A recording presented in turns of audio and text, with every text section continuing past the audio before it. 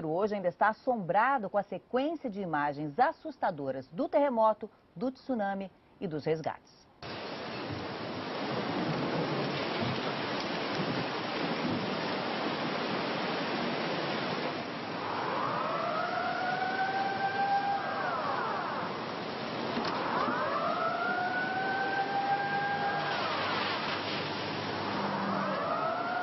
Desde o tremor de magnitude 8,9 da sexta-feira, já foram registrados mais de 120 abalos secundários, muitos deles acima dos 6 pontos na escala Richter. Uma das situações mais graves é em Minami-Sanriku, onde mais da metade da população está desaparecida. Até agora, o governo só localizou 7.500 dos 17.000 habitantes. Esta era a cidade antes do tsunami. E como ficou?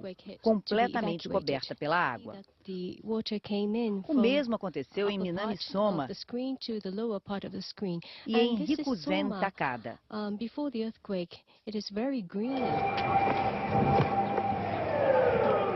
Essas imagens mostram como funcionou o sistema de alerta para tsunami. 15 minutos depois do tremor, alto-falantes avisavam a população para que deixassem as casas e procurassem as áreas mais altas na cidade de Kamaishi. Pouco depois, de cima de um morro, os moradores assistiam a onda gigante invadindo e destruindo a cidade. Eu matei meu pai com a mão suja de sangue.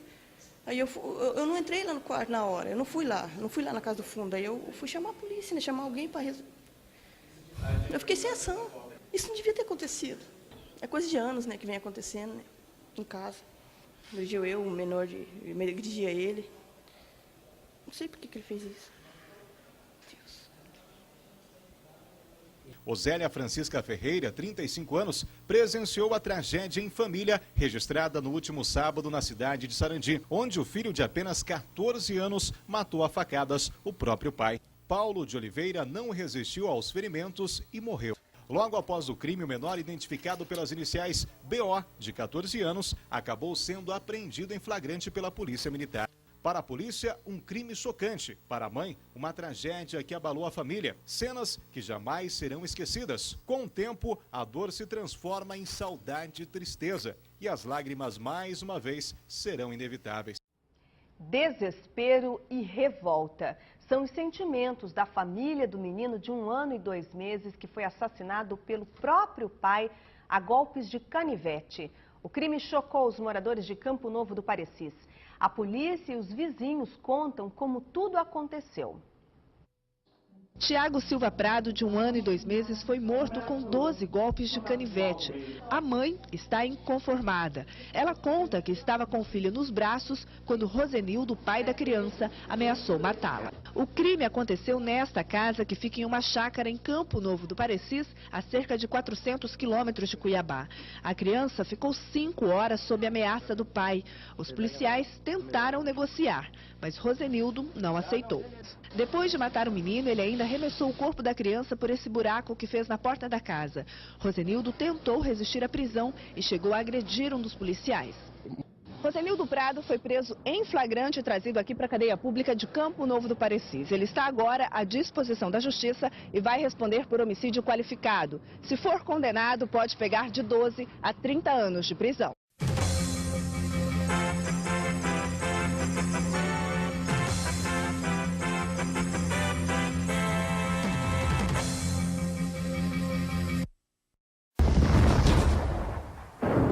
Imagens ao vivo de Bagdá, 9 horas da noite, começou realmente a maior ofensiva aérea à capital do Iraque.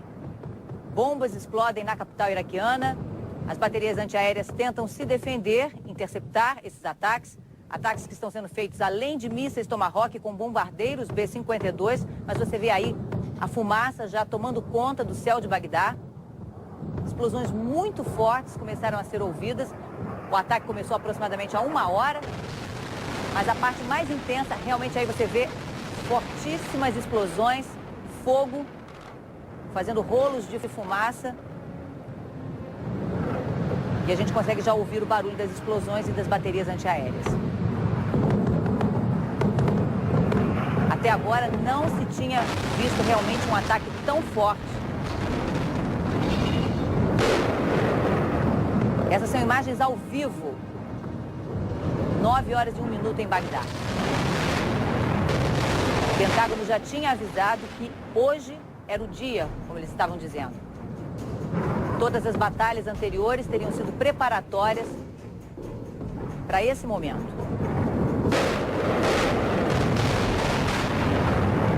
Os alvos principais seriam centros de comando, controle e de defesa antiaérea.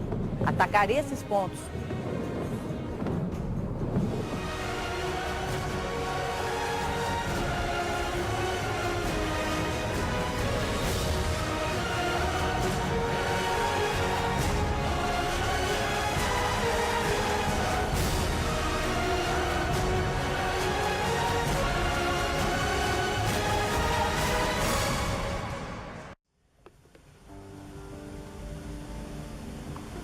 Olá, meu nome é Elias Jardim.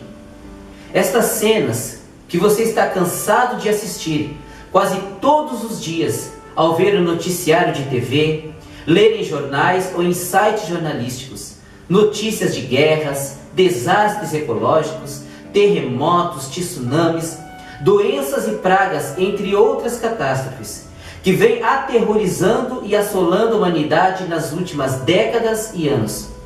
Por incrível que possa parecer, estes eventos foram previstos há mais de 2000 anos atrás por vários homens que pisaram e estiveram neste mundo e que, inspirados por Deus, registraram estas previsões e acontecimentos que iriam acontecer num livro que todos nós conhecemos como a Bíblia.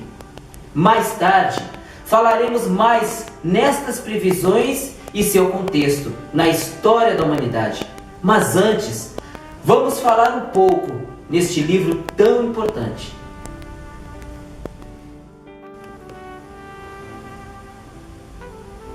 A Bíblia é uma coleção de 66 livros, 39 no Antigo Testamento e 27 no Novo Testamento. A diferença entre o Antigo e o Novo Testamento é que o primeiro foi escrito antes de Cristo e o segundo depois de Cristo. Foi traduzida para mais de 1.500 línguas e dialetos, o equivalente a 50% das línguas faladas no mundo. Há uma estimativa que já foi comercializado no planeta milhões de exemplares entre a versão integral e o Novo Testamento. Mais de 50 milhões de livros isolados já foram comercializados. Afirmam ainda que a cada minuto 50 Bíblias são vendidas, perfazendo um total diário de aproximadamente 72 mil exemplares. Alguns dos livros da Bíblia são pequenos demais para serem chamados livros. São mensagens, cartas e pequenas histórias. Calcula-se que decorreram 400 anos entre o último livro do Antigo Testamento e o primeiro do Novo. A Bíblia inteira foi escrita num período que abrangeu mais de 1.600 anos. É uma obra de cerca de 40 autores. Os autores mais fecundos da Bíblia foram Moisés, no Antigo Testamento, e Paulo, no Novo Testamento. A Bíblia foi escrita em circunstâncias difíceis, pois não havia a máquina de escrever. Algumas de suas páginas foram originalmente gravadas em pedra ou madeira, mas em sua maioria foram escritas em papiros. Ela é a nossa ferramenta e instrumento de fé. Ela nos revela e nos conta fatos espirituais e acontecimentos da nossa história como humanidade. Nos narra todos os fatos desde antes da criação do mundo e dos seres viventes. O mais importante é que nos revela o caráter e principalmente expressa a vontade de Deus para toda a humanidade. A Bíblia nos revela que vivemos em um mundo não só de coisas materiais, que não estamos restritos ao cotidiano de nossas vidas, que não vivemos somente para nossos afazeres domésticos, ter o cuidado com nossa família e nossas obrigações como cidadãos, como ir ao trabalho, ir à escola, à faculdade e entre outras atribuições. A Bíblia nos revela que vivemos em um mundo espiritual que não conseguimos visualizar, mas que nos influencia diariamente. E este mundo espiritual está dividido em a influência do bem e a influência do mal. A Bíblia nos conta que antes da criação do mundo e dos seres viventes, havia um reino de amor e harmonia, governado por Deus.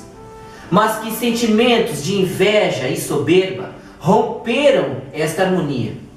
Veja agora neste vídeo o que a Bíblia nos conta sobre a origem do bem e do mal e em que circunstâncias esta divisão ocorreu. A história humana está repleta de cenas de guerras. E todas as pessoas já experimentaram conflitos. Mas para entender a origem do mal, devemos viajar ao passado para a Primeira Guerra do Universo. Porque esta guerra não aconteceu na Terra. Antes que o nosso mundo existisse, houve uma guerra no céu. Mesmo as palavras guerra no céu soam como uma contradição. É quase inimaginável para nós que pudesse haver batalhas e conflitos entre as criações de Deus no paraíso. O que pode ter causado este conflito celestial? Graças a um livro antigo chamado Bíblia, temos detalhes suficientes para poder juntar as peças e desatar os nós. Mesmo que trágica, é uma extraordinária e bela história de amor que vai desde o princípio dos tempos até tocar pessoalmente a você, a mim e a cada indivíduo na Terra. Nossa história começa há muito tempo atrás na capital do universo. Em um lugar chamado Céu, que estava repleto de seres angelicais que amavam fazer a vontade de Deus.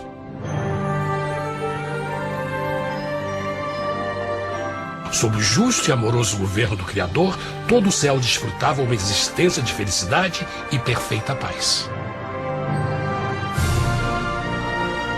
O príncipe supremo do paraíso e comandante dos anjos era o poderoso e amoroso Filho de Deus, mais conhecido com o nome que adotou quando veio à Terra, Jesus. Ele tinha o mesmo propósito e pensamento com Deus, o Pai. O céu, sob o comando compassivo do Pai, Filho e Espírito Santo, provou ser um maravilhoso lugar de paz e alegria. Para realizar as ordens de Deus, a Trindade estava rodeada de um oceano virtual de inumeráveis espíritos ministradores chamados serafins e querubins, mais conhecidos como anjos. Estas poderosas e inteligentes criaturas descobriram que a felicidade estava em cumprir as ordens do Todo-Poderoso. Mas Deus criou um extraordinário anjo para atuar como líder de toda a multidão celestial. A Bíblia nos diz que seu nome era Lúcifer, que significa portador da luz.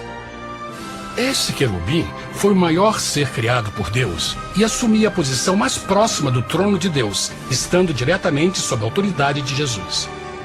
A tarefa de Lúcifer era difundir a luz e o conhecimento da vontade de Deus a todos os outros anjos. Lúcifer foi o mais esplêndido ser criado por Deus. Era extremamente bonito e dotado de enormes poderes de liderança e organização. Entre os anjos, ele foi muito admirado, respeitado e amado como amigo. Mesmo assim, Deus previu o mal que Lúcifer estava a ponto de introduzir no reino da luz. Cheio de sabedoria e formosura, de todas as pedras preciosas te cobrias. Tu eras o querubim, ungido para cobrir, e te estabeleci. No monte santo de Deus estavas. No meio das pedras afogueadas andavas. Perfeito eras nos teus caminhos, desde o dia em que foste criado, até que se achou iniquidade em ti. Quando Lúcifer percebeu a sua beleza e poder, seu coração pouco a pouco começou a mudar. Permitiu que seu enfoque se afastasse de Deus e direcionou seu amor para si mesmo. Talvez nunca saberemos completamente como e porquê estas sementes de rebelião germinaram em seu coração. Mas o profeta Isaías nos dá uma visão do pensamento de Lúcifer. Como caíste desde o céu, ó estrela da manhã, filha da alva, como foste cortado por terra, tu que debilitavas as nações. E tu dizias no teu coração: eu subirei ao céu, acima das estrelas de Deus exaltarei o meu trono. Subirei sobre as alturas das nuvens, e serei semelhante ao Altíssimo. Lúcifer, aos poucos, começou a cobiçar o poder de Deus, mas não sua personalidade. Ao pensar em suas próprias habilidades e belezas extraordinárias, os perversos tentáculos do orgulho e vaidade congelaram sua mente. Este ressentimento e inveja fizeram com que ele violasse a lei sagrada de Deus e se rebelasse contra seu governo. Precisamos fazer uma pausa e esclarecer algo. Desde o princípio, Deus ordenou que as leis da física governassem o mundo material em que vivemos. Sem essas leis naturais, o universo seria um caos. Do mesmo modo, as leis morais de Deus sempre têm dado segurança e estabilidade ao cosmos. Alguns pensam que os 10 mandamentos não existiram, até que o Senhor os entregou a Moisés no Monte Sinai. Mas as Escrituras nos ensinam que os princípios das leis de Deus sempre existiram por toda a eternidade, pois são a base fundamental de seu reino de amor. Seguros todos os seus mandamentos, permanecem firmes para todo sempre e são feitos em verdade e retidão. Os 10 mandamentos são um resumo das características de um Deus de amor. Os primeiros 4 mandamentos descrevem quem é Deus, seu poder, seu território e autoridade. Os últimos 6 descrevem como é Deus, sua honestidade, sua pureza, sua fé. Todas estas coisas sempre foram verdade e sempre serão verdade. Agora, pela primeira vez na história da eternidade, Lúcifer começou a violar estes princípios perfeitos. Lúcifer sabia que se fosse compartilhar o poder e status de Deus, necessitaria de apoio. E deu início ao trabalho. Começou sorrateiramente a circular entre os outros anjos, plantando sementes de dúvida e descontentamento a respeito da liderança de Deus, ao mesmo tempo em que, sutilmente, revelava suas próprias virtudes.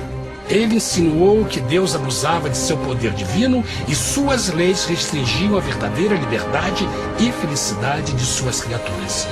Com seu raciocínio audaz e poder de influência, Lúcifer pôde persuadir a um grande número de anjos a se unirem para seu motim. Talvez se perguntem, como tantos anjos inteligentes puderam seguir esse desertor?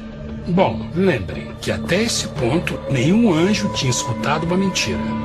E nesse primeiro estágio da rebelião, os anjos não perceberam a obsessão de Lúcifer em assumir a posição de Deus. Não sabiam que finalmente ele planejaria a tortura e o assassinato do Filho de Deus na cruz com a intenção de ocupar o seu trono. Estranhamente, Lúcifer pensou que poderia ocultar seus verdadeiros propósitos de Deus. Ai dos que querem esconder profundamente o seu propósito do Senhor e fazem as suas obras às escuras e dizem: quem nos vê e quem nos conhece?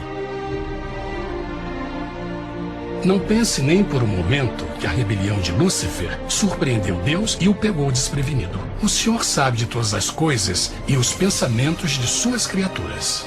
Ele entendia exatamente o que estava se passando pela mente de Lúcifer. E piedosamente Deus advertiu o desgarrado anjo do perigo. Mas no final, o orgulho e a vaidade não permitiram que Lúcifer se arrependesse. Então, iniciou a rebelião total contra Deus em vez da humilde obediência. Alguns podem perguntar, isso significa que Deus criou um anjo defeituoso? Não, mas ele criou Lúcifer com livre-arbítrio. Verão que o livre-arbítrio é uma coisa maravilhosa. mas também muito perigosa, incluindo o risco de uma rebelião e a possibilidade de que o amor de Deus seja rejeitado. Vejam que o amor real não pode vir de uma criatura pré-programada e não pode ser forçado, deve ser voluntariamente dado. Por exemplo, mesmo que seja bonito este cachorro robô, na verdade, nunca poderá amar-me. Posso fazer que pareça que me ame, mas só estará seguindo instruções pré-programadas. E que opção? Por outro lado, este pequenino está realmente feliz em ver-me. Ele decidiu dar-me seu afeto. E com o tempo, nossa relação se fará mais forte, enquanto eu ame e cuide bem dele. Do mesmo modo, um Deus de amor só quer amor verdadeiro de suas criaturas. E para que isso aconteça, elas precisam ter o livre-arbítrio. A rebelião de Lúcifer é a maior evidência de que ele tinha esta liberdade. Agora, a grande pergunta é: como Deus enfrentaria esta crise? Como lidaria com Lúcifer e com os milhões de anjos que se uniram nessa rebelião? Muitos questionam por que Deus não acabou imediatamente com a rebelião. Afinal, ele poderia facilmente vaporizar Lúcifer com um raio. Mas isto teria solucionado o problema? Não, pelo contrário.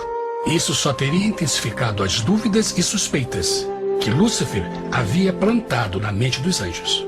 Lembrem que Lúcifer sabia, como ninguém mais, da engrenagem interna do governo de Deus. Sua destruição seria vista como parte de uma grande armação. E a razão que o motivou a servir Deus teria sido o medo da represália e não o amor. O Senhor sabia, na sua sabedoria, que a melhor forma de enfrentar a crise era permitindo que tudo seguisse o seu curso. Esta seria a única forma de se assegurar que o mal não se ergueria outra vez. Deixai crescer ambos juntos até a ceifa.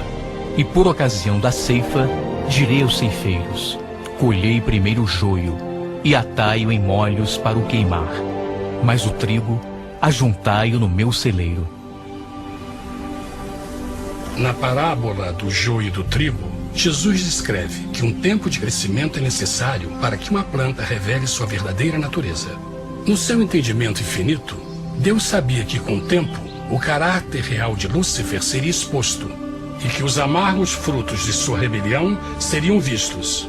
Até agora, os cidadãos do universo não estavam familiarizados com o pecado e até onde os levaria. Mas isso mudaria quando eles vissem por si mesmos sua terrível natureza autodestrutiva. Afinal, a sabedoria e o amor do governo de Deus seria para sempre confirmado e o universo estaria seguro. Quando Lúcifer e seus seguidores revelaram abertamente sua rebelião, o Senhor soube que não haveria paz se permitisse que eles ficassem no céu. Deveria impor um limite, entrar em ação e enfrentar os rebeldes. Mas Lúcifer e seus seguidores nunca sairiam por vontade própria ou pacificamente. O passo seguinte foi a guerra. E houve batalha no céu. Miguel e os seus anjos batalhavam contra o dragão. E batalhavam o dragão e os seus anjos. Mas não prevaleceram, nem mais o seu lugar se achou nos céus. E foi precipitado o grande dragão, a antiga serpente, chamada o Diabo e Satanás, que engana todo mundo. Ele foi precipitado na terra, e os seus anjos foram lançados com ele. A Bíblia não revela exatamente que tipo de armas foram usadas durante este conflito cósmico. Mas esta guerra foi como nenhuma guerra que os olhos mortais já viram. Apocalipse 12:4 nos diz que finalmente Lúcifer e 1/3 dos anjos de Deus foram expulsos do paraíso.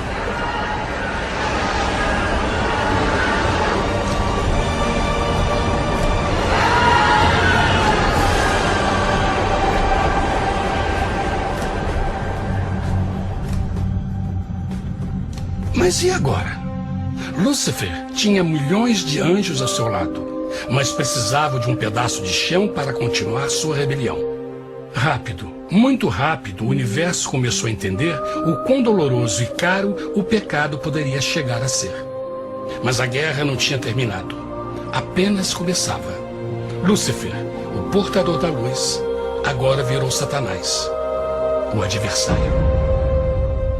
Agora que sabemos como ocorreu a divisão do bem e do mal no chamado céu, podemos começar a montar o que vamos chamar de quebra-cabeça espiritual.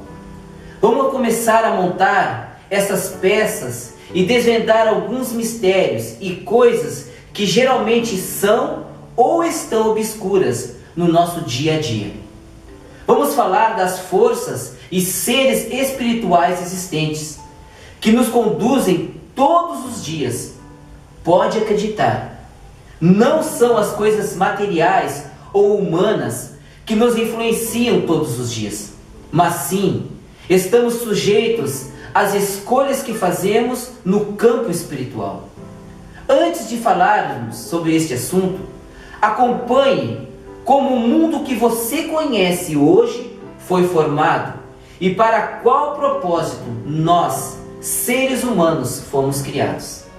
Depois da guerra no céu, Satanás e seus anjos caídos foram expulsos da corte de glória. Por um tempo, o diabo e seus demônios vagaram pelo universo buscando inutilmente mundos que se compadeceram e se uniram à sua rebelião. Enquanto isto, o coração de Deus sentia intensamente o vazio que deixou a perda de Lúcifer e seus anjos. Então o Pai, o Filho e o Espírito Santo retomaram o seu trabalho favorito, o maravilhoso trabalho da criação. Decidiram fazer um mundo novo, pleno, com muita variedade e diversas criaturas de amor. Este novo mundo seria único, porque as criaturas principais seriam feitas à imagem de Deus. Para eles, o Senhor também daria o domínio deste planeta novo, que conhecemos como Terra. No princípio, Deus criou a terra. E viu Deus tudo quanto tinha feito, e eis que era muito bom. Que imagem maravilhosa! Deus forma um novo mundo, nosso planeta, Terra. E em cada maravilhoso dia da criação, algo novo e espetacular começa a fazer parte da cena. Por exemplo, no terceiro dia, Deus falou e uma linda e exuberante vegetação fez parte da existência. Plantas de todas as cores, formas e tamanhos. No quinto dia, o mundo estava repleto de espantosas e exóticas criaturas, que podiam tanto se elevar aos céus como deslizar pelas águas azuis. E outras podiam fazer as duas coisas. No sexto dia, houve a introdução de um grande número de animais terrestres. Desde o gigante elefante até o pequeno esquilo, cada um encontrou um lugar nesse novo planeta para viver em harmonia com o resto da criação. E também no sexto dia, Deus criou o homem. E disse Deus: façamos o homem à nossa imagem, conforme a nossa semelhança. E formou o Senhor Deus o homem do pó da terra, e soprou em suas narinas o fôlego da vida, e o homem foi feito alma vivente. E plantou o Senhor Deus um jardim no Éden, do lado oriental, e pôs ali o homem que tinha formado.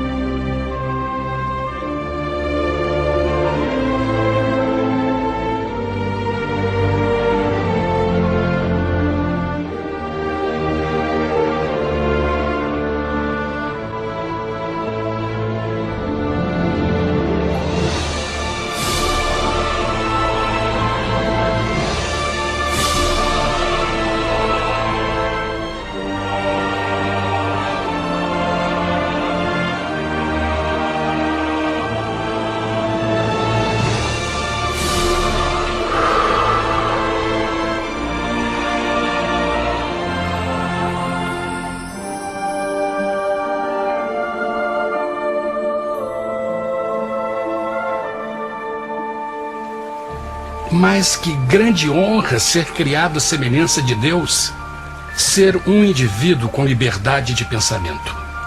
No princípio, o homem não percebia a sua nudez. Provavelmente porque antes do pecado ele estava vestido de glória e luz.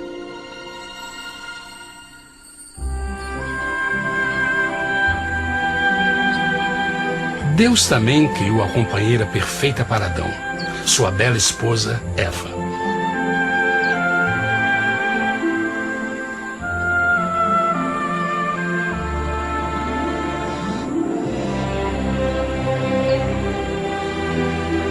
O feliz casal foi colocado em um magnífico jardim perfeitamente projetado para aumentar sua felicidade. Para Adão e Eva e as outras criaturas da terra, também foi dado o privilégio divino de procriar a sua própria imagem. A intenção de Deus foi que a raça humana tivesse domínio sobre este paraíso perfeito para sempre. Eternamente felizes e saudáveis, trabalhariam com a flora do jardim de Deus, enquanto desfrutariam o afeto e companhia de todas as criaturas sob seus cuidados. O ambiente que nossos primeiros antepassados experimentaram foi muito diferente do mundo de hoje. As rosas não tinham espinhos, os insetos não mordiam nem picavam, e os leões e as ovelhas brincavam juntos. Mas a grande bênção era os humanos viverem em perfeita harmonia com seu Criador. A cada 7 dias, Adão e Eva descansavam de seu prazeroso trabalho e gozavam de uma comunhão com a visita de seu Criador.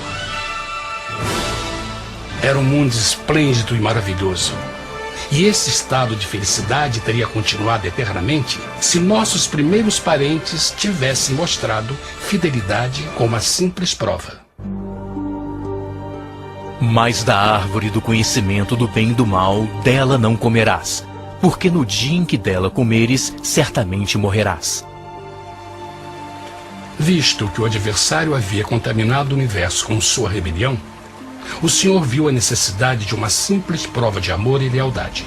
Lembrem que os anjos bons acabaram de ver 1/3 de seus amigos serem expulsos do céu durante a guerra. Como estariam seguros de que esses novos humanos não se uniriam a Lúcifer e causariam problemas? Então o Senhor plantou uma árvore no jardim, uma árvore cujo fruto não deveria ser comido sob pena de morte. Ao passar por esta simples prova de obediência, Adão e Eva mostrariam a lealdade para com Deus e a fé em sua palavra. Ainda mais, era uma prova de amor. Por isso, Jesus disse em João 14, se me amais, guardais meus mandamentos. Mas alguém mais soube desta prova de fé e estava determinado a usá-la em seu favor. Satanás estava com inveja dos humanos que desfrutavam da bendita vida que ele perdeu. Sua feliz existência estava em total contraste com a sua, que agora estava cheia de culpa, pecado e miséria. Com ressentimento e raiva, não estava disposto a deixar o casal em paz, pois o pecado sempre buscará arrastar a outros consigo.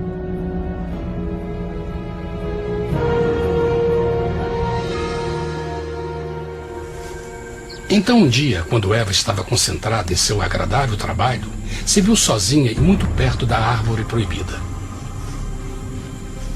Foi quando Satanás viu sua oportunidade.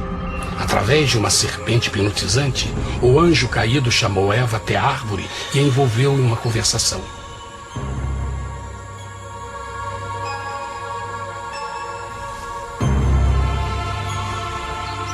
Suas palavras encantadoras foram cuidadosamente calculadas para gerar desconfiança a Deus.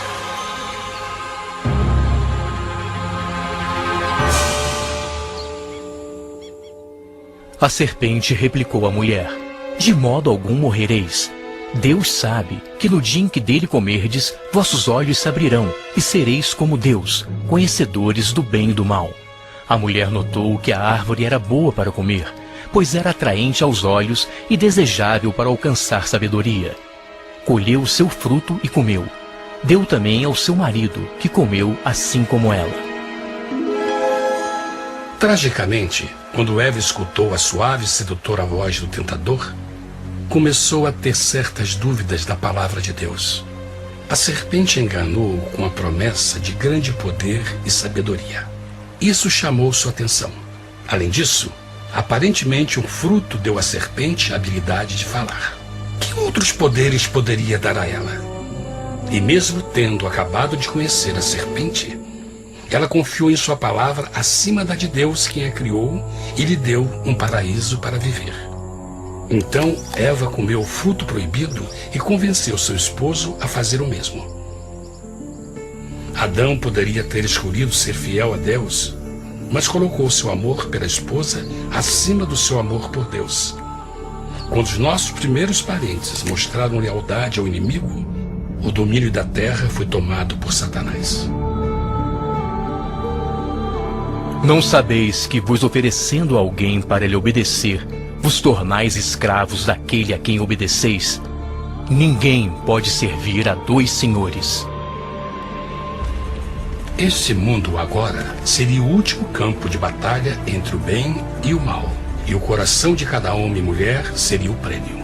Adão e Eva não se deram conta desse tempo, mas seu momento de desconfiança e desafio abriria as comportas do sofrimento de milhões de pessoas durante milhares de anos.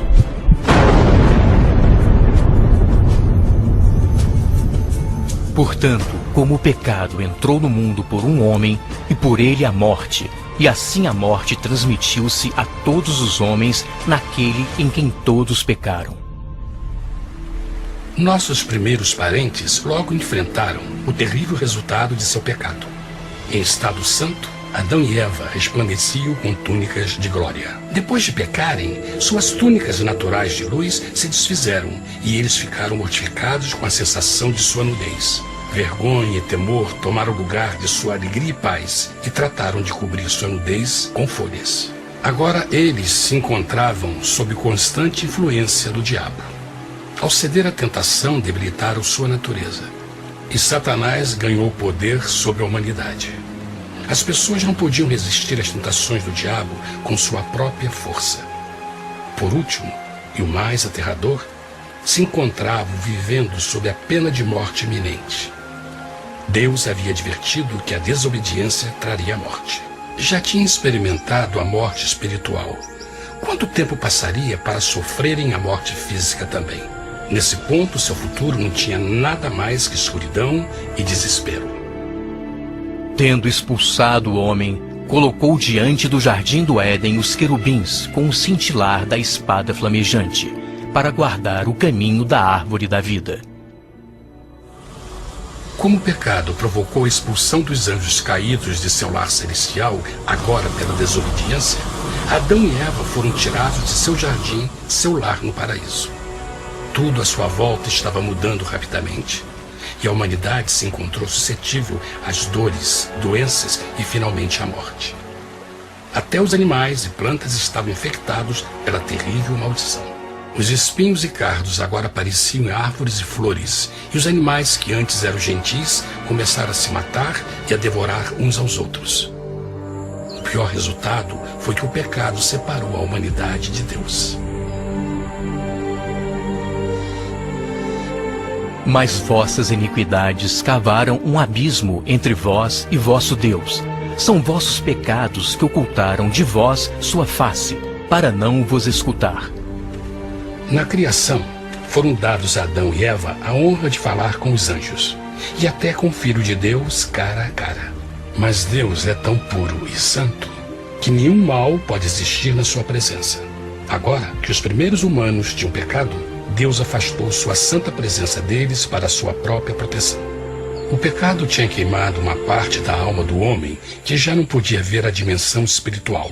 Deste momento em diante, a comunicação com o céu seria limitada.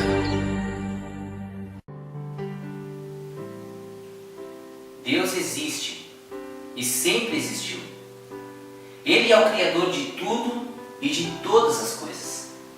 Mas a raça humana sempre ocupou um lugar de destaque na criação. O homem foi formado pelas mãos do Criador. E ele, no jardim do Éden, vinha conversar com o homem e com a mulher diariamente. Ele sempre quis e continua querendo ter um relacionamento contínuo e duradouro conosco, pois Ele nos ama. Conforme os acontecimentos relatados na Bíblia, podemos definir Deus como Espírito invisível, ativo, vivo e pessoal. Ele é dotado de emoções e vontade. Deus, ele é onisciente, sabe e conhece todas as coisas. Deus é santo, justo e amoroso. Porém, Deus detesta o mal, mas é longânimo e afetuoso. Ele é onipotente, pode todas as coisas, é onipresente, está em todos os lugares, aqui onde estou e também no lugar onde você está neste momento. Ele te conhece, sabe e conhece todos os teus pensamentos, todas as suas obras, sabe teus passos todos os dias, sabe todas as suas lutas, suas preocupações e aflições. Somente Deus é o nosso socorro sempre presente. Somente Deus é quem pode transformar um coração que ferido está. Somente Deus, somente Deus.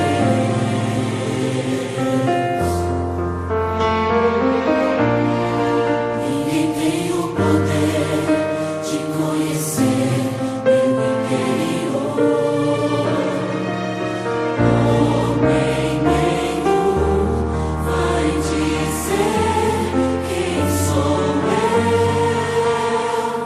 Somente Deus, somente Somente Deus tem a fórmula da vida, é a única saída, nele eu posso descansar. Somente Deus alimenta minha alma, seu Espírito me acalma, meu socorro é o Senhor.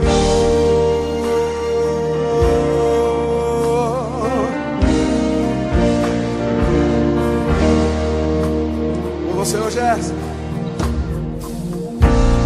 Somente Deus é quem pode entender. Sofrer quando chores a tua dor. Somente Deus. Escute isso. Ele é o Pai, o eterno Criador. Fale com Deus, que Ele vai te socorrer.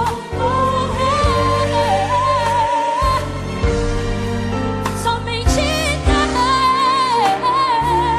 Deus, somente Deus.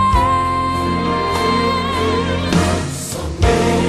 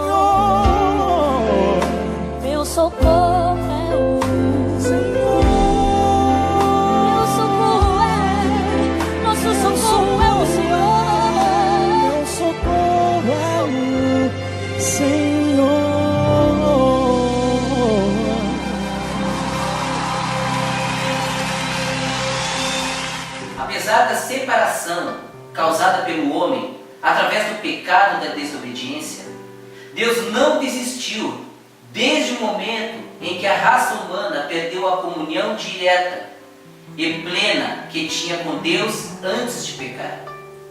A religião, seja ela qual for, busca respostas e maneiras de resgatar o que foi perdido.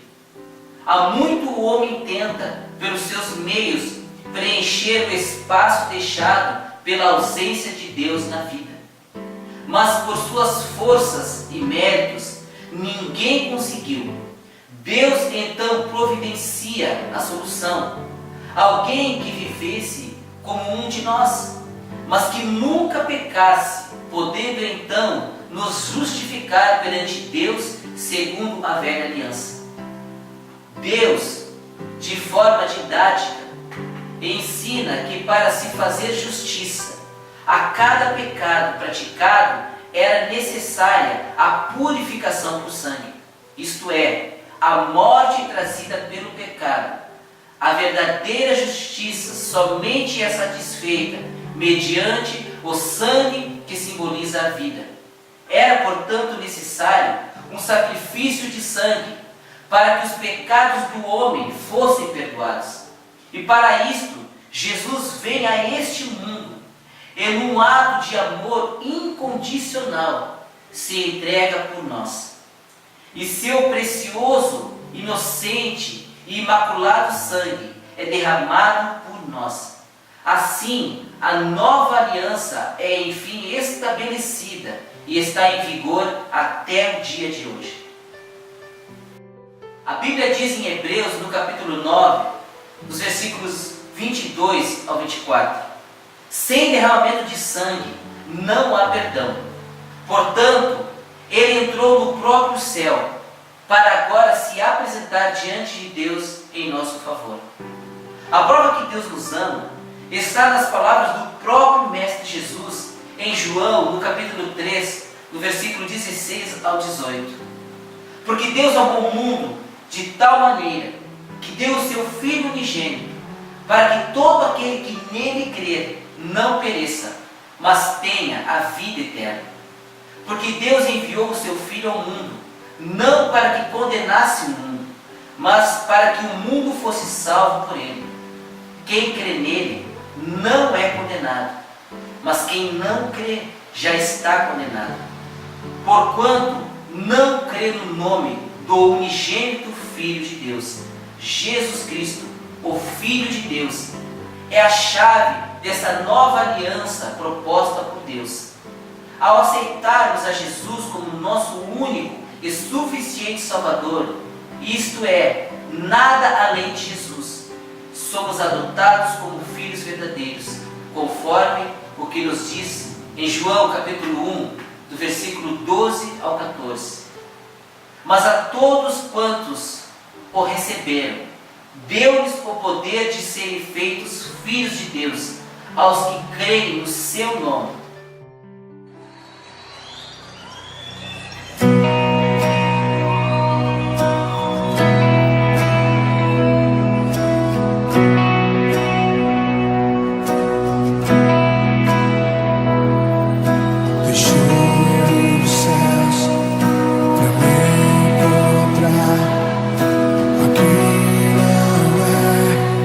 O seu lugar, o amor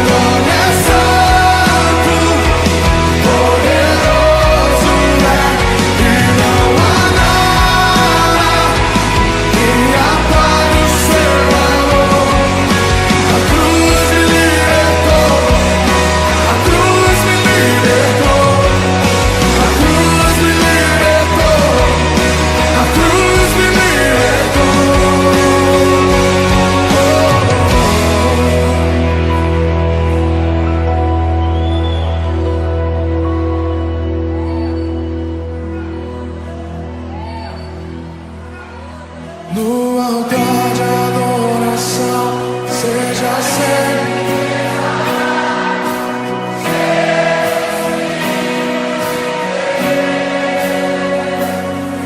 Deixou a sua glória morrer.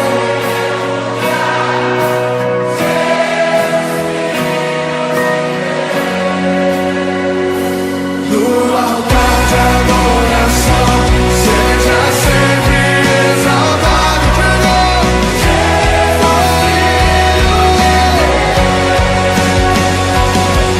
deixou a sua glória morrer em meu lugar.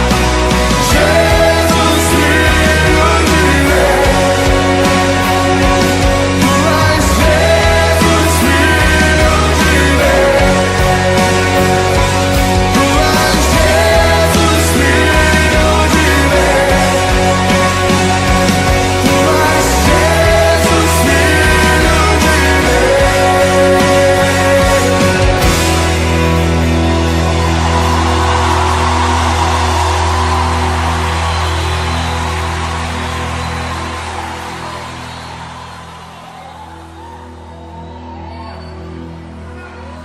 No altar de adoração, seja sempre.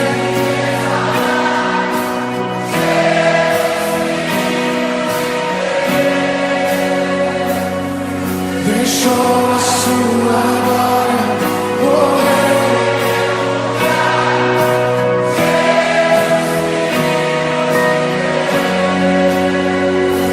No altar de adoração, seja sempre exaltado pelo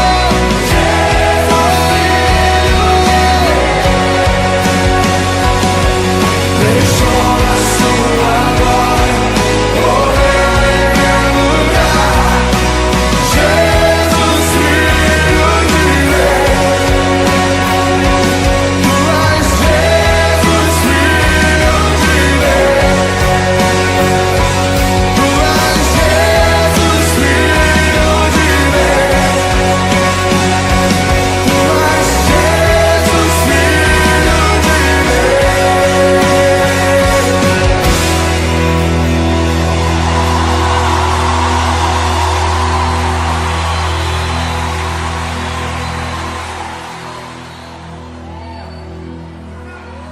No altar de adoração, seja sempre.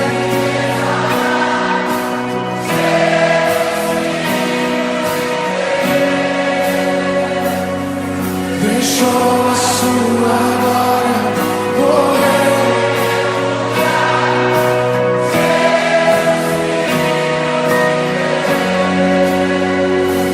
No altar de adoração, seja sempre exaltado pelo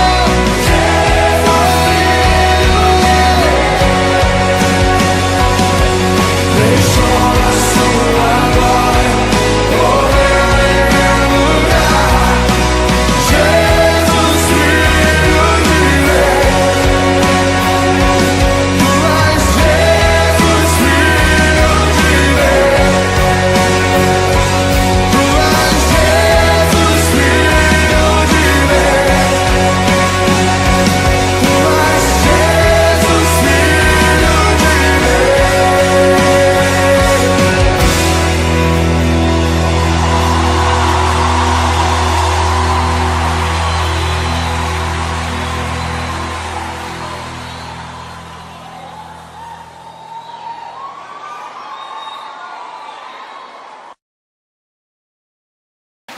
O apóstolo Paulo fala em Romanos capítulo 10, do versículo 9 ao 13, que temos duas importantes e decisivas condições para nos tornarmos filhos de Deus.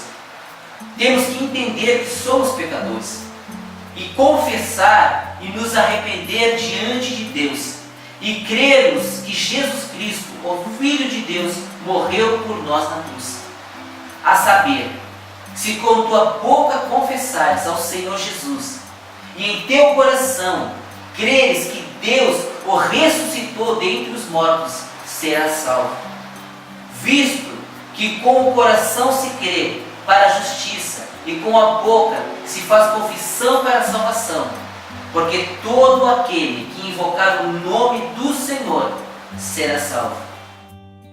Depois que você verdadeiramente confessa seus pecados e crê que Jesus Cristo é o Filho de Deus e que Ele é o único caminho de volta para Deus, você entrará no processo de restauração e transformação do seu caráter e hábitos de vida, pois começará a ser atuante na sua vida e em seu coração o Espírito Santo de Deus. A terceira pessoa da Trindade, o Espírito Santo, tem muitas funções, papéis e atividades. Jesus disse aos seus discípulos que enviaria o Espírito ao mundo para convencer o mundo do pecado e da justiça e do juízo. A Bíblia nos mostra que em Romanos capítulo 2, versículo 15, que todos os homens possuem um mínimo de conhecimento do certo e do errado dentro dos corações. Isto é o que chamamos de consciência. Mas o reconhecimento pleno vem pela obra do Espírito Santo no coração humano. Ao dar os ouvidos à sua voz, ele nos mostra nossa real condição perante Deus, levando-nos ao arrependimento. E este mesmo Espírito passa a ser então o nosso conselheiro e o maior ajudador. Quando somos salvos e pertencemos a Deus, o Espírito Santo passa a residir em nossos corações,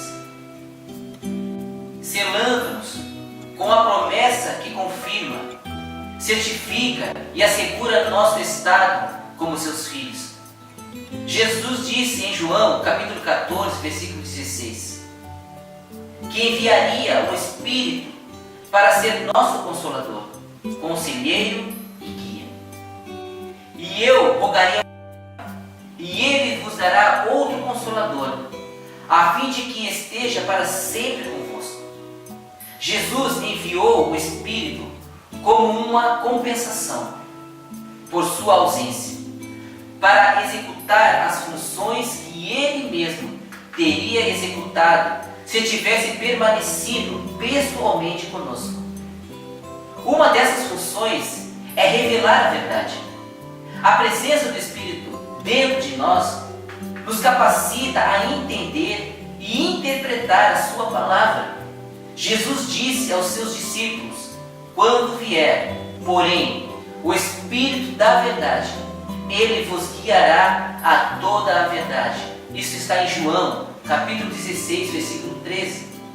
Ele revela a nossas mentes o conselho completo de Deus em relação ao louvor, doutrina e vida cristã. Ele é o verdadeiro guia, indo na nossa frente, mostrando o caminho, removendo os obstáculos, abrindo as portas para o entendimento e fazendo todas as coisas claras e evidentes. Ele nos mostra o caminho que devemos seguir em todas as coisas espirituais. Sem um guia assim, somos propensos a cair em erro. O Espírito também funciona como uma força que gera em nossas atitudes uma mudança radical. Quando ele habita em nós, ele começa o processo de gerar atitudes de santidade em nossas vidas, que a Bíblia chama de fruto, conforme está em Gálatas, capítulo 5, 22 e 23. Os frutos do Espírito Santo são o amor, a alegria, paz, longanimidade, benignidade, bondade, fidelidade, mansidão e o domínio próprio. Esses não são frutos da carne, que é incapaz de produzir tal fruto, mas são os produtos da presença do Espírito em nossas vidas. Graças a Deus por esse presente tão precioso, o Espírito Santo e seu trabalho em nossas vidas.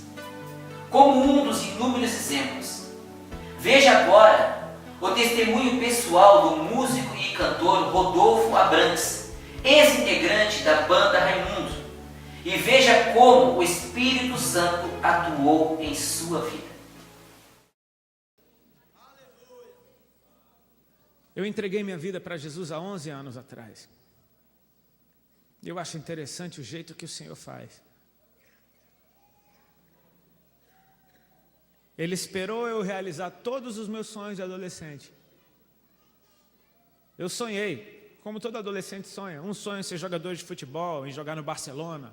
Outro sonho isso e aquilo. Eu sonhei em ser cantor de uma banda de rock. E chegava a achar que era uma bênção o que eu tinha conseguido, porque a gente sabe que não é fácil alcançar esse lugar ao sol. E logo no meu primeiro CD, minha banda estourou. Fez sucesso pelo Brasil inteiro. Em pouquíssimo tempo, eu que era a ovelha negra da família, virei o cara mais lindo da família. Eu que era o bicho mais feio da escola, fiquei gato. Que não tinha muitos amigos, fiquei extremamente popular. Sabe, a coisa vira. Sonhos de adolescente, cara. Quem não quer ser popular, quem não quer ser bonito, quem não quer ser atraente, quem não quer ser o cara legal, quem não quer ser aquele que todo mundo quer ser amigo, quem não quer ser aquele que as meninas apontam e dão um sorrisinho, quem não quer ser aquilo. Eu nunca fui. E de repente eu virei. Eu não deixei de ser quem eu era. Mas eu realizei meus sonhos, eu comecei a investir nesses sonhos e seguir minha carreira. O interessante, pessimamente interessante, é que eu cantava o que eu vivia. Música para mim era um registro da minha vida. E eu cantava o que eu vivia. Numa loucura que eu cheguei a registrar em música coisas que você não conta para ninguém. Eu coloquei isso na boca dos jovens. E uma geração se identificou, porque o que eu fazia nada mais era do que ser o cronista de uma geração, de uma fase da vida. Então os adolescentes ouviam o que eu cantava e se identificavam, falaram, cara, essa é a minha vida. Só que existe um princípio naquilo que você canta, você atrai o que você adora. Eu creio em algo, querido, música é adoração, amém? Toda ela. Porque ela foi criada por Deus, ela não foi criada pelos homens. Ela já existia no céu antes da terra ser formada. A música tem esse poder, ela atrai o que você adora. Se você ouve uma música depressiva, você fica deprimido. Se você ouve uma música que fala de violência, você fica irado. Se você ouve uma música de quem foi traído, você começa a desconfiar. E se você começa a cantar que Deus é santo e que toda a terra está cheia da sua glória, sabe o que acontece? É um princípio. Se eu não me engano, é o Salmo 115 que fala das imagens de escultura. Tem pés, mas não andam, mãos, mas não apalpam, olhos, mas não veem, boca, mas não falam, nariz, mas não cheiram. Tornem-se semelhantes a eles os que neles confiam. Deus quer que você o adore, meu irmão. Não porque Ele é vaidoso e precisa da tua adoração para Ele ser mais Deus do que Ele é. É para que você se torne mais parecido com Ele. É de glória em glória que nós somos transformados e a glória está na presença. E a presença vem quando você o adora. Adoração não é simplesmente música, ela é centralizar Jesus. É um estilo de vida. Quando Ele é o centro, você é um adorador que adora em espírito e em verdade. Você é aquele que o Pai procura. Uma vez eu vi um pastor amigo meu falar algo lindo. Ele disse, se você quer encontrar Deus, se torne aquele quem Ele procura, o encontro vai ser muito mais fácil. Eu não sabia de nada disso.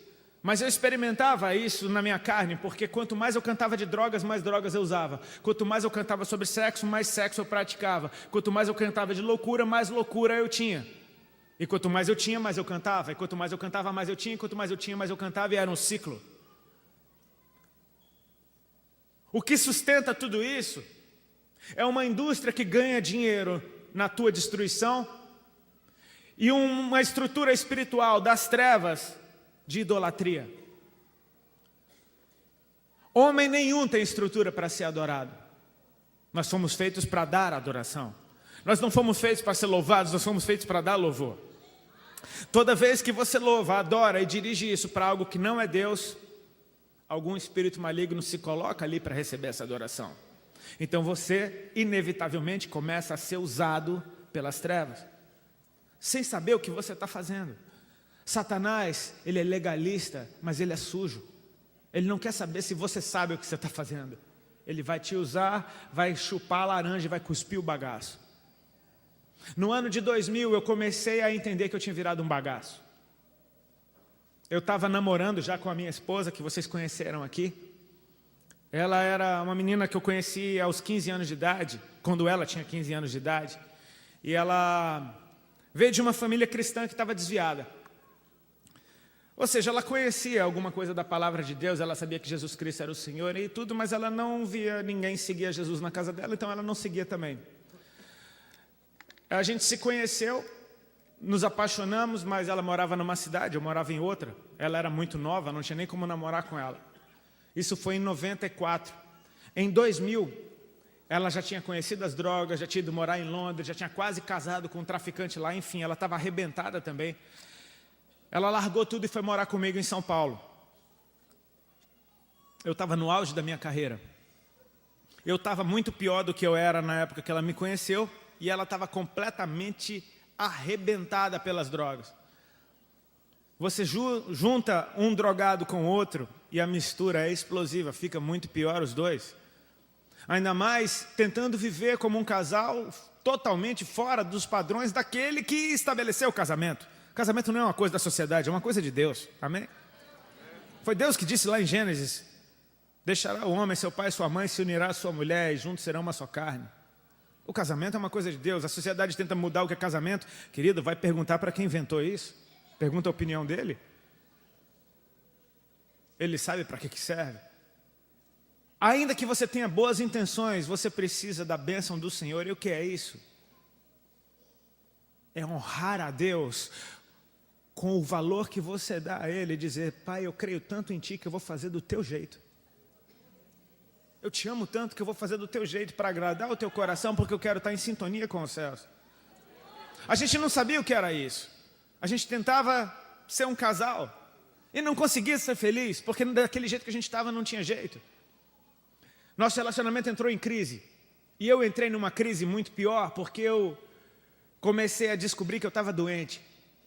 Aquilo para mim foi um choque, porque eu jurava que eu era perfeito. Eu jurava que eu era intocável. Eu ouvi propaganda de drogas a vida inteira. Meus pais são médicos. Eu ouvi falar de drogas a vida inteira e eu usava todas e não acontecia nada de errado comigo. Então você pensa, eles são uns bobos, não conhecem nada disso. Você começa a achar que é intocável. Você começa a achar que para você não tem consequências, só acontece com os outros. Só que agora eu estava começando a manifestar sinais de uma enfermidade no meu corpo. Comecei a perder muito peso. Um belo dia eu encontrei um caroço debaixo do meu braço. Esse caroço doía demais, eu achei que era só uma enguazinha. Daqui a pouco, obrigado querido. Daqui a pouco encontrei outro caroço, encontrei no outro braço, encontrei na virilha. Foi aparecendo caroço pelo meu corpo, eles foram aumentando de tamanho e se multiplicando. Eram umas bolotas enormes, doíam muito. Eu cutucava eles e dava para perceber que eles eram fundos para dentro do braço. E aquilo me deixou desesperado, porque por ser filho de médicos eu vi papo de doença a vida inteira. E de repente eu estava manifestando sinais de uma enfermidade que estava me matando. Eu estava tão covarde que eu não tinha nem força para fazer um exame e descobrir o que eu tinha. Eu pensava, se for uma viagem da minha cabeça, isso passa uma hora. E se não for, eu simplesmente morro no dia que eu morrer e pronto. Não queria viver em contato com a realidade. Deixa eu te falar uma coisa, cara. Jesus Cristo disse: eu sou o caminho, a verdade e a vida. Amém? A verdade não se molda a você. Ela se manifesta a você e você que se molde a ela. A verdade te ama, por isso que ela te procura. Mas ela é dura, cara. E ela é dura porque ela te ama. Meu pastor sempre diz uma coisa: Deus te ama tanto para te deixar do jeito que você está. Ele te ama demais para te deixar como você está. É por isso que Ele te transforma. Eu tinha perdido as esperanças e o nosso relacionamento estava completamente arrebentado. Foi nessa hora que Deus tocou o coração daquela menina. E ela se tocou: Deus tem um plano na minha vida e eu estou fugindo disso há tanto tempo. Ela tinha aceitado Jesus umas 200 vezes na vida e nunca tinha seguido a Cristo, porque ela achava que isso era coisa para velho, ou se nada desse certo na vida dela, aí ela dava o resto da vida dela para Jesus. Bom, eu acho que enfim ela estava se tocando que a vida dela estava um bagaço também e ela decidiu seguir a Cristo. Ela começou a orar como muitas pessoas começam, fazendo uma barganha com Deus, né? Senhor, se o Senhor mudar a minha relação com o Rodolfo, eu nunca mais te largo. Só que essa busca dela fez ela encontrar alguém muito mais amoroso do que eu, muito mais paciente do que eu, muito mais desejável do que eu, que é o próprio Senhor. Ela começou a se apaixonar por Jesus. Quando ela viu, a oração dela mudou. Ela falou: Senhor, agora com Rodolfo ou sem Rodolfo, eu nunca mais te largo. É assim que ele faz, você chega perto. Cuidado, se você chegar muito perto, você não consegue sair dali. Que bom. Ela tinha uma Bíblia que a pastora que tinha sido pastora dos pais dela lá em Caxias do Sul tinha dado para ela, e com o telefone. E glória a Deus pelos pastores que não mudam de telefone, porque ela ligou naquele número e a pastora atendeu. A pastora orou com ela e deu um escova nela, né? Tipo, não alisou não. Ela falou: minha querida, a última vez que eu te vi você estava horrível. Você vai morrer se você continuar desse jeito. Deus tem um plano na tua vida, você precisa de Jesus. Ela falou: o que é que eu faço? Tem horas que é bom a gente ouvir a verdade, né? Ela falou: o que eu faço? Eu vou te dar... Aí a pastora disse: eu vou te dar o telefone de uma pastora amiga minha em São Paulo. Eu confio, eu conheço, ela vai te ajudar. E aí foi assim que ela conheceu uma pastora chamada Patrícia, lá em São Paulo, que tinha um grupo de intercessão de irmãs do coque. E aquelas irmãs começaram a acompanhar a vida da Alexandra e orar por ela, e orar na madrugada, e toda vez que a gente brigava, ela ligava para as irmãs, e tudo agora era as irmãs, porque vou ligar para a irmã, e se a gente brigava, ela ligava para a irmã, eu viajava, ela ligava para a irmã, a letra I da agenda do telefone estava enorme, porque era irmã Sandra, irmã Márcia, irmã Fran, irmã Isa, irmã Miriam, irmã. E assim ela foi sendo acompanhada. Era engraçado porque eu viajava para fazer os shows com a minha banda, e quando eu voltava, ela tinha ido passar o fim de semana na casa das irmãs, que eram todas da periferia lá em São Paulo. E ela voltava querendo pregar, ela achava que era pastora já, né? Ela voltava querendo me ensinar a Bíblia, e querendo me convencer, e queria me enfiar Jesus goela abaixo. Nem todo novo convertido faz isso, né? Acho que a gente fica tão apaixonado, a gente não sabe como falar, tipo, cara, é assim, aí o outro fala uma coisa que você não tem argumento contra, e você já quer enfiar Jesus goela abaixo. Pronto, vai, toma Jesus, cara. Melhor coisa que você faz. Mas, enfim, ela voltava totalmente transformada. Ela estava num processo. Eu tentava sabotar a pregação dela. Eu chegava em casa, eu acendia um baseado e ela pregando. Aí eu passava o baseado para ela, ela pegava, continuava fumando e pregando. Ela estava num processo. Ela estava apaixonada por Jesus. Fazer o quê? Era uma maconheira apaixonada por Jesus. Estava num processo. Um belo dia ela chega com a notícia. A coisa foi ficando mais intensa. E ela chegou com a notícia: amor, as irmãs vão vir aí. Até então as irmãs era só no telefone. Pareciam personagens, eu nunca tinha visto. Era só de dentro do telefone. E ela ia para casa dessas irmãs no fim de semana. Daqui a pouco ela diz: elas vão vir aí. Eu falei: quando? Ela: segunda-feira. Tá bom, né? Pensei: segunda-feira vou pegar o carro, vou para o Guarujá, vou pegar onda, não vou ficar aqui. Tá louco, não quero saber de crente. Ela falou: não, é uma campanha, são 7 segunda-feira. Eu falei: meu Deus, o que eu vou fazer 7 segunda-feira? Enfim, as irmãs vieram, eu fugi. Só voltei depois que elas foram embora. Foi uma bênção, elas oraram, profetizaram. Eu não entendia nada disso. A segunda-feira eu fugi de novo, a terceira segunda-feira fugi de novo. E na quarta segunda-feira, meus irmãos, adivinham o que aconteceu? Mas por que eu fiquei? Porque eu estava fumando, eu esqueci que elas vinham e fiquei. Ou seja, quando chegaram as irmãs, eu estava completamente chapado. E elas vieram, e eu tinha o cabelo todo colorido, eu tinha largador na orelha, enfim, eu era o cão, né? As irmãs, tadinhas, se assustaram comigo, eu também me assustei com elas, eu nunca tinha visto. Poxa, eram umas 5, todas assim pequenininhas, cabelinho grisalho, coquezinho todo bonitinho, Bíblia do lado, a bolsinha do outro, a paz do Senhor, irmão. E eu não entendia nada disso, falei: tudo bem, entra aí, boa tarde, né? Não sabia nem conversar. Foi engraçado porque assim, era uma cultura completamente diferente da minha. Olha como Deus faz, cara. Hoje em dia tem tantos ministérios voltados para jovens que são bênção, amém? A multiforme graça de Deus é isso, cara. Em Israel tinham 12 tribos, as 12 tinham costumes diferentes e adoravam o mesmo Deus. Eu podia ter sido alcançado por um ministério de gente tatuada que nem eu, doida, Mas Deus colocou as irmãs do fogo lá dentro de casa. E elas chegaram todas educadas. A paz do Senhor, um copo d'água, sim, claro, aceito. Né? Todas muito educadinhas. Pá. Vamos então louvar um hino. Pegaram a harpa, começaram a ler. Hino 121. E eu não entendia nada disso. Eu falei, como é que o nome da música é um número? Eu não entendia esse negócio. E as irmãs, e eu nunca tinha ouvido o hino da harpa. Eu achei bonito, mas as irmãs eram desafinadas. E o hino da harpa parece que não acaba. Eu falei, não acaba esse hino, cara. Elas cantaram os 4. Aí depois falaram, vamos orar. Aí eu pensei, ufa, deve estar acabando, né? Eu não estava aguentando mais aquilo. Levantaram para orar. Uma delas teve uma ideia. Falou, irmã, não é melhor a gente pegar aquela mesa e chegar para o lado? E eu fiquei pensando nisso. Eu falei, qual é o problema da mesa? Pensei que irmã folgada, já está mudando minha sala de lugar. Pegaram a mesa, todas concordaram, é verdade. Pegaram a mesa, puseram para o lado. Eu fiquei encostado na parede, olhando para a mesa, e não entendendo qual era daquela mesa, encostada no canto. As irmãs começaram a orar, e eu não preciso explicar para vocês o que aconteceu. Amém? Na primeira sapatada que a irmã deu no chão, uma rajada de língua, eu tomei um susto tão forte. A maconha que eu tinha fumado passou o efeito na hora, deu um choque de adrenalina. Eu fiquei em pânico, meu coração acelerou. Eu fiquei com o coração acelerado, desesperado. Eu nunca tinha visto ninguém orando em línguas. Daqui a pouco as irmãs se transformaram. Os coques foram embora. Chinelinho para um lado, as irmãs voando, correndo pela casa. Eu falei, meu Deus, que elasticidade. Que energia. Fiquei em pânico. E a Alexandra só pensando, depois eu explico. Eu estava em pânico. Uma delas veio na minha direção que nem uma locomotiva. Chegou na minha frente e sem o menor Alisabel, sabe o Alisabel que a galera usava antigamente? E aquele menor tipo, oi querido, amado. Ela chegou direto assim, com a voz de quem está cheia do Espírito. O irmão já aceitou Jesus? Desse jeito. Eu já estava morrendo de medo. A irmã ainda chega e dá uma dessa, tipo bope, chegou enquadrando. Eu falei, já?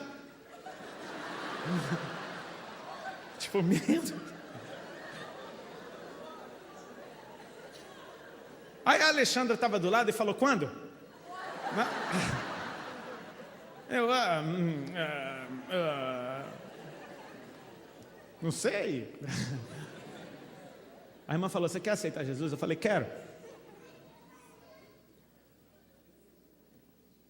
Ela fez aquela oração comigo. Eu entreguei minha vida para o Senhor, pedindo perdão pelos meus pecados, reconhecendo que eu era um pecador, que Ele era Deus, meu Senhor e Salvador, e enfim. Ela deu glória a Deus, elas deram as mãos, oraram na sala e foram embora. Eu não entendi nada. Eu pensava, crente só pensa em dinheiro. Elas não me pediram um centavo, eu não estou entendendo nada. Essa é minha esposa. Estou falando de você, amor. E aí, elas saíram lá de casa, adivinham o que aconteceu? Caiu um raio e eu virei crente. Não, querido, é um processo. Elas foram embora, eu dei glória a Deus que elas tinham ido embora. Eu acendi um baseado enorme, eu imitei elas pulando no meio da sala. Só que existe uma coisa que já tinha acontecido, que a gente não consegue enxergar. O meu nome tinha sido escrito no livro da vida. Porque Jesus morreu por isso. Ele me ama mais do que a minha ignorância. O amor dele encobre a multidão dos nossos pecados. É maior. Se eu sou Deus, eu não aceito essa oração. Ainda bem que eu não sou. Ele é misericordioso demais. A prova disso é que na semana seguinte elas voltaram e trouxeram uma amiga delas. As irmãs conhecem que existe sempre a hierarquia, né? Tem a irmã das irmãs, né? A irmã para a qual as irmãs pedem oração. Elas trouxeram essa. E era uma mulher de Deus. É até hoje. Cheia do Espírito Santo e cheia da autoridade. Ela chegou meio Marta lá em casa, tipo assim, vamos ler o texto tal, vamos cantar o hino tal, e quem vai cantar é aquela irmã ali, porque o manto está com ela. Já chegou mandando. E mesa para o lado, e as irmãs entraram no replé, e tudo bem. Fogo caiu, eu já estava tranquilo, eu já não estava mais com medo. Eu falei, não, elas são assim, nem me assustei, fiquei de boa ali no meu canto, encostado na parede, fingindo que estava orando enquanto elas corriam. E essa veio na minha direção. E eu pensei, toda vez vai ser isso, tudo bem, alguém vai vir orar por mim. Então, tudo bem, normal, fiquei lá paradinho. Ela veio, botou a mão na minha cabeça e começou a orar por mim. Ficou orando em línguas. Abaixou a mão até a minha barriga. E continuou orando em línguas. Daqui a pouco ela abriu os olhos e falou assim, sem drama. Essas palavras ela me disse: irmão Rodolfo, o Senhor Jesus está mandando te dizer que nessa tarde Ele está te curando de um câncer no teu estômago, para você saber que Ele é Deus, que Ele te ama e que Ele tem uma obra para fazer na tua vida. E você pode glorificar a Deus com tudo que você tem.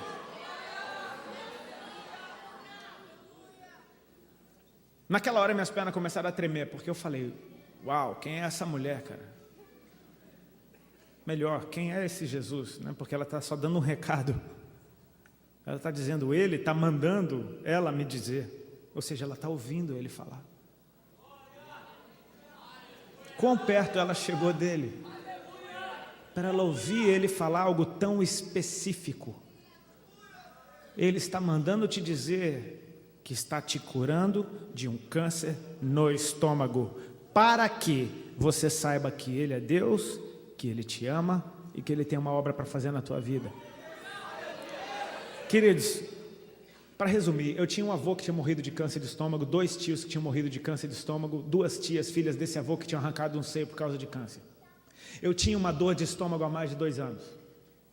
Eu estava perdendo peso há muito tempo e há mais ou menos uns 8, 9 meses eu estava cheio daqueles caroços espalhados pelo corpo. Eu comecei a ligar uma coisa na outra e falar, cara, faz todo sentido. Só que até então, tudo bem, né? Ele me ama, Ele está me curando, ok. Deus opera além do teu controle, porque Ele está no controle. Não adianta Marta querer dar uma ordem para Jesus. Ô Jesus, não te importa que ela fique aí chapada na tua presença e eu fique sozinha? Dá uma ordem para ela. Jesus falou, Muito pouco é necessário, Marta. Aliás, uma coisa só. Repete comigo, uma coisa só. E ela escolheu a boa parte, não lhe será tirada, amém? Aquela mulher me deu aquele recado. E o que aconteceu depois daquilo? Naquela tarde meu estômago parou de doer. Em 3 dias todos os caroços que eu tinha no corpo desapareceram. A partir daquele dia eu comecei a engordar. Em mais ou menos 3 a 4 meses eu ganhei 19 quilos. Querido, eu não precisava de mais nada para saber que Deus é Deus. Mas eu precisava conhecer Ele. Porque eu tinha conhecido um toque, eu tinha conhecido uma experiência. Uma experiência que me chamou a atenção. É um sinal, Deus manifesta sinal, Ele é Deus de sinais e maravilhas. E os sinais servem para te apontar uma direção. Os sinais seguirão aqueles que creem. Os sinais acontecem no caminho para te falar que você está no caminho certo, ou para te falar você está no caminho errado. É como uma placa na estrada, aquelas placas que tem uma seta assim, elas estão dizendo, tem uma curva fechada à direita.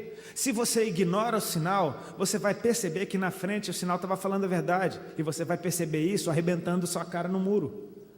Se você dá valor para o que o sinal está te falando, você freia o carro, você vira o volante e você prossegue no caminho que o sinal te indicou. O sinal não tem o poder de frear o seu carro, ele não tem o poder de virar o volante do seu carro, ele só tem o poder de te avisar.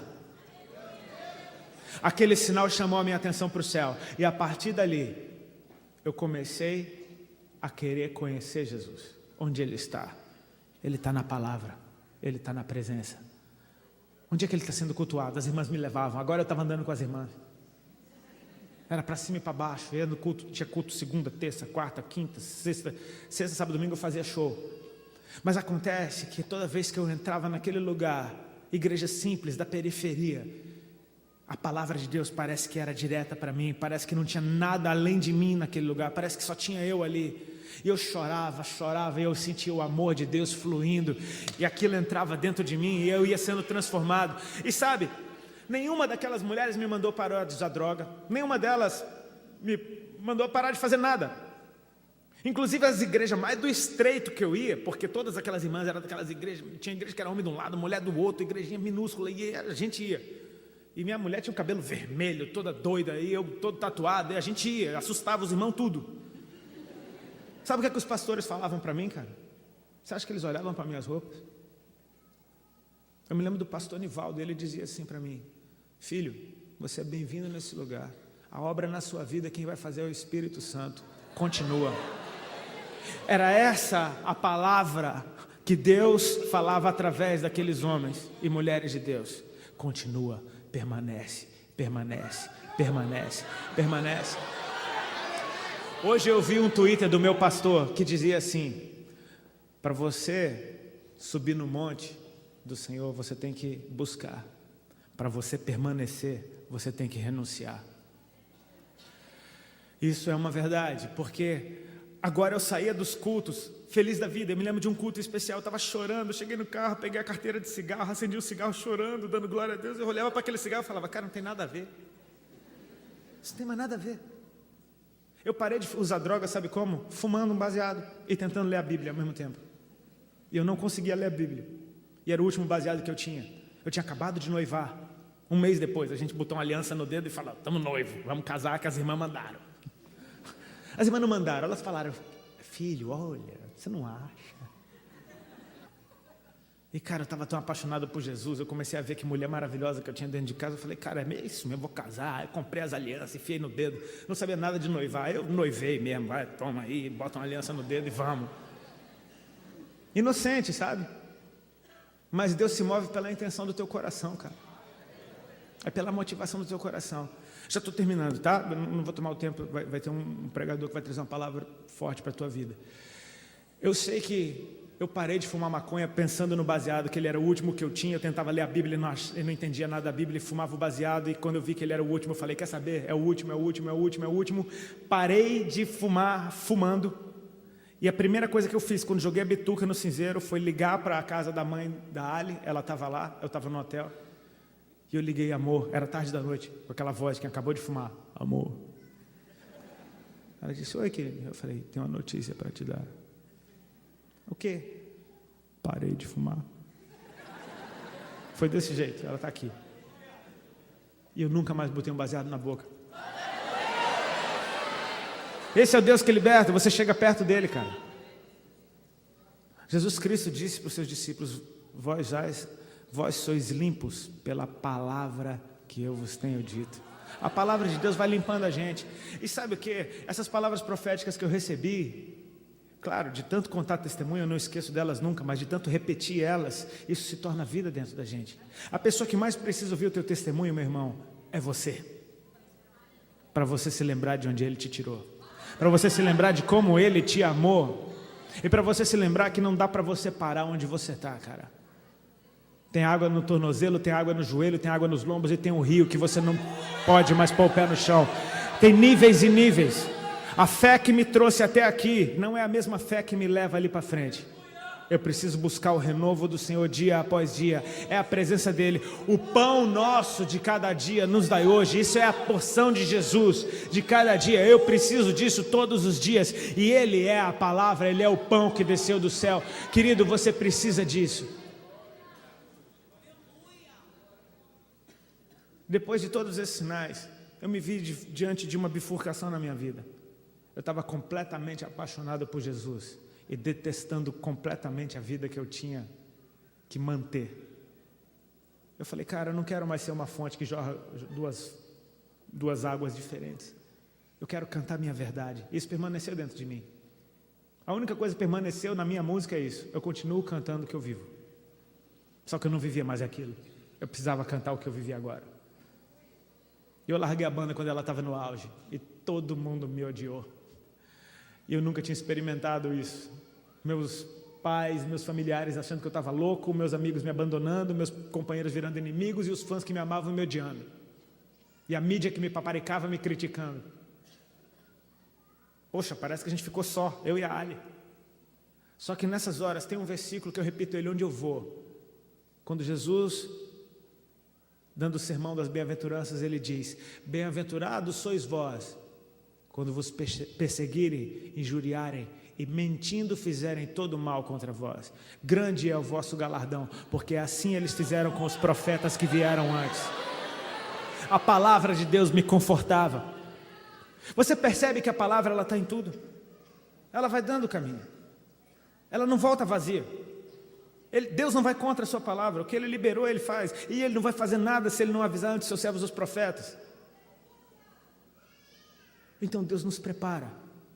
Qual é o meu papel quando eu recebo a palavra? A palavra tem que me posicionar para algo que Deus vai fazer.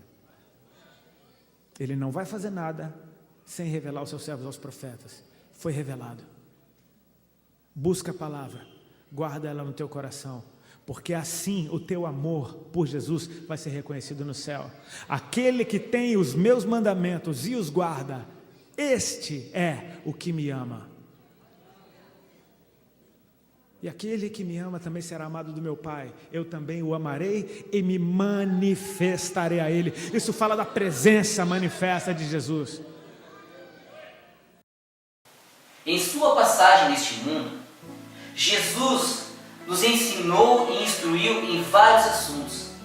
Mas quero chamar a atenção neste momento para o texto de Mateus capítulo 7, versículo 13 e 14, que nos diz: entrai pela porta estreita, porque larga é a porta, e espaçoso o caminho que conduz à perdição, e muitos são os que entram por ela.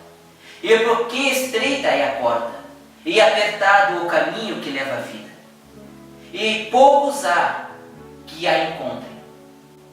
Temos apenas uma vida, e depois disso teremos que nos encontrar com Deus para prestar conta de nossas decisões.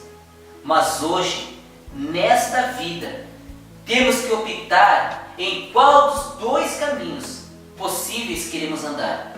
São caminhos totalmente diferentes, que definirão o local de nossa habitação eterna. Quando Jesus fala que a porta larga conduz à perdição, concluímos que o modo de vida inconsequente que o mundo leva nos dias de hoje, dominados por paixões e por coisas que não agradam a Deus, e certamente nenhuma dessas ações ficará impune. A Bíblia nos revela que todos nós iremos ser julgados por Deus, por nossas escolhas e obras nesta terra, e que as decisões que tomarmos agora no campo espiritual será predominante para o nosso futuro. Em Apocalipse, no capítulo 20, do versículo 11 ao 15, a Bíblia diz: e vi um grande trono branco, e o que estava assentado sobre ele, de cuja presença fugia a terra e o céu, e não se achou lugar para eles. E vi os mortos, grandes e pequenos, que estavam diante de Deus, e abriram-se os livros, e abriu-se outro livro, que é o da vida. E os mortos foram julgados pelas coisas que estavam escritas nos livros, segundo as suas obras. E deu o mar os mortos que nele havia, e a morte e o inferno deram os mortos que neles havia, e foram julgados cada um segundo as suas obras. E a morte e o inferno foram lançados no lago de fogo. Esta é a segunda morte.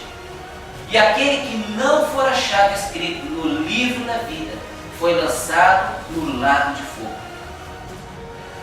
Em Mateus capítulo 25, versículo 41, Jesus diz: então dirá também aos que estiverem à sua esquerda: apartai-vos de mim, malditos, para o fogo eterno, preparado para o diabo e seus anjos. Podemos definir biblicamente o inferno como um lugar de densas trevas, fogo que não se apaga, morada eterna do diabo e seus anjos, onde haverá choro e ranger de dentes, lugar de desespero total e nenhuma esperança de salvação, lugar da ira de Deus. São tantas as características e cada uma mais sombria que a outra. Em Apocalipse, capítulo 21, versículo 8, temos uma boa definição que tipo de pessoas estarão destinadas ao castigo eterno. O texto diz: Mas, quanto aos tímidos, e aos incrédulos, e aos abomináveis, e aos homicidas, e aos que se prostituem, e aos feiticeiros, e aos idólatras, e a todos os mentirosos, a sua parte será no lago que arde com fogo e enxofre, o que é a segunda morte. Muitos não levam a sério a existência do inferno, nem a possibilidade de fazer dele a sua morada eterna. O assunto é muito sério, já que ir ou não para o inferno dependerá de nossas escolhas, e a única escolha que nos poderá livrar-nos do inferno é escolhermos Jesus Cristo e seguirmos diariamente os seus passos. Mas pela graça de Deus e pela fé em Jesus Cristo, podemos escolher o caminho estreito, um caminho de arrependimento e renúncia das coisas deste mundo, mas que nos leva ao caminho da vida, nos leva à morada eterna, nos leva ao céu. Jesus revela em Mateus capítulo 25, versículo 34, dizendo: então dirá o rei aos que estiverem à sua direita: vinde, benditos de meu Pai, possui por herança o reino que vos está preparado desde a fundação do mundo. Glória a Deus pelo seu amor e misericórdia, pois nos quer perto dele por toda a eternidade.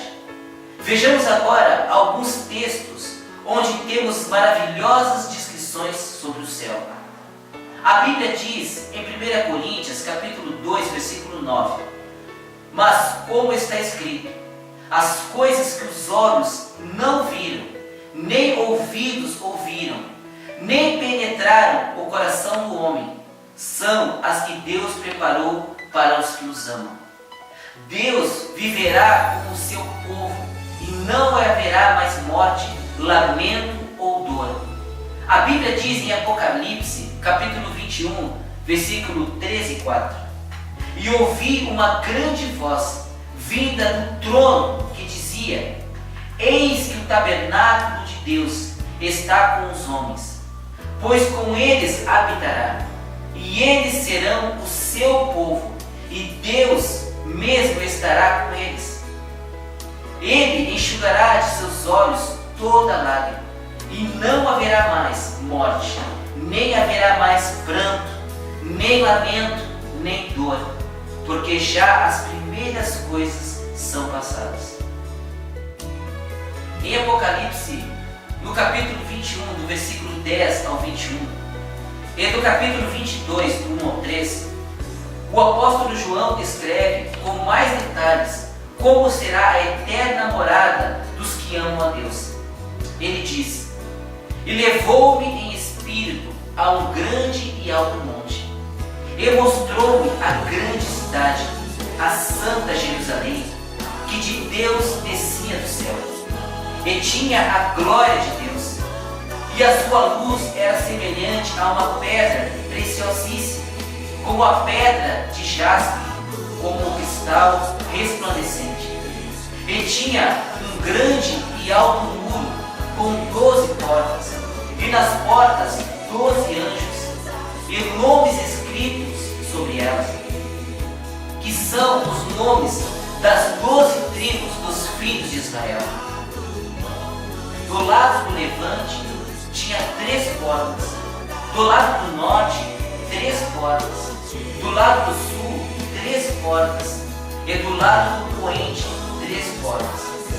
E a cidade estava situada em quadrado, e o seu comprimento era tanto como a sua largura, e a construção do seu muro era de jaspe, e a cidade de ouro puro, semelhante ao vidro puro. E as 12 portas eram 12 pérolas, cada uma das portas era uma pérola, e a praça da cidade de ouro puro, como vidro transparente. E mostrou-me o rio puro de água da vida, claro como cristal. que procedia do trono de Deus e do Cordeiro. No meio da sua praça, e de um e de outro lado do rio, estava a árvore da vida, que produz 12 frutos, dando seu fruto de mês em mês. E as folhas da árvore são para a saúde das nações. E ali nunca mais haverá maldição contra alguém. E nela estará o trono de Deus e do Cordeiro, e os seus servos o servirão. Para finalizarmos, lembra das manchetes jornalísticas do início do DVD? Onde são relatadas notícias de guerras, filho que mata pai, pai que mata filho, tsunamis, terremotos, doenças e pragas? Pois bem, como falamos, estes fatos que recentemente assolam a humanidade foram previstos e revelados há quase 2000 anos atrás, para que antecedessem e anunciasse o maior e mais aguardado evento cristão de todos os tempos, a segunda vinda de Jesus Cristo à Terra. Não mais para sofrer e ser humilhado pelos homens, nem para ser crucificado, morrer e ressuscitar ao terceiro dia, mas agora retornará com grande poder e glória para buscar o seu povo. Jesus revela em Mateus capítulo 24, do versículo 6 ao 13, os sinais que antecederão a sua volta. E ouvireis de guerras e de rumores de guerras. Olhai, não vos assusteis, porque é mistério que isso tudo aconteça. Mas ainda não é o fim. Porquanto se levantará nação contra nação, e reino contra reino, e haverá fomes e pestes e terremotos em vários lugares. Mas todas estas coisas são o princípio das dores. Então vos hão de entregar para seres atormentados, e matar-vos-ão, e sereis odiados de todas as nações por causa do meu nome. Nesse tempo, muitos serão escandalizados, e trair-serão uns aos outros, e a uns aos outros se odiarão. E surgirão muitos falsos profetas, e enganarão a muitos. E por se multiplicar a iniquidade, o amor de muitos esfriará. Mas aquele que perseverar até o fim, este sim será salvo. Em que condição moral estará a nossa sociedade nos últimos dias? A Bíblia diz em 2 Timóteo, no capítulo 3, do versículo 1 ao 5: Sabe, porém, isto, que nos últimos dias sobrevirão tempos penosos, pois os homens serão amantes de si mesmos, gananciosos, presunçosos, soberbos, blasfemos, desobedientes a seus pais, ingratos, ímpios, sem afeição natural, implacáveis, caluniadores, incontinentes, cruéis, inimigos do bem, traidores, atrevidos, orgulhosos, mais amigos dos deleites do que amigos de Deus, tendo aparência de piedade, mas negando-lhe o poder. Afasta-te também desses. Um aumento em conhecimento e habilidade de viajar é um sinal dos últimos dias. A Bíblia diz, no livro de Daniel, no capítulo 12, versículo 4: Tu, porém, Daniel, cerra as palavras e sela o livro, até o fim do tempo. Muitos correrão de uma parte para outra, e a ciência se multiplicará. Que outros sinais dos últimos dias menciona a Bíblia? A Bíblia diz em Lucas, no capítulo 21, nos versículos 25 e 26: E haverá sinais no sol, na lua e nas estrelas, e sobre a terra haverá angústia das nações e perplexidade pelo bramido do mar e das ondas. Os homens desfalecerão de terror, e pela expectação das coisas que sobrevirão ao mundo, porquanto os poderes dos céus serão abalados. Portanto, não espere mais para aceitar de todo o teu coração a Jesus Cristo como seu único e suficiente Salvador. E receba o Espírito Santo de Deus em sua vida, pois Ele te acompanhará e te ajudará até aquele grande dia, onde estaremos com Jesus. Seja um vencedor, como Jesus relata em Apocalipse, no capítulo 21, do versículo 5 ao 7. Escreve, porque estas palavras são verdadeiras e fiéis. E disse-me mais: está cumprido. Eu sou o Alfa e o Ômega, o princípio e o fim. A quem quer que tiver sede, de graça lhe darei da fonte da água da vida. Quem vencer, lhe dará todas as coisas, e eu serei seu Deus, e ele será meu filho. Que Deus abençoe a você e a sua família. Até mais.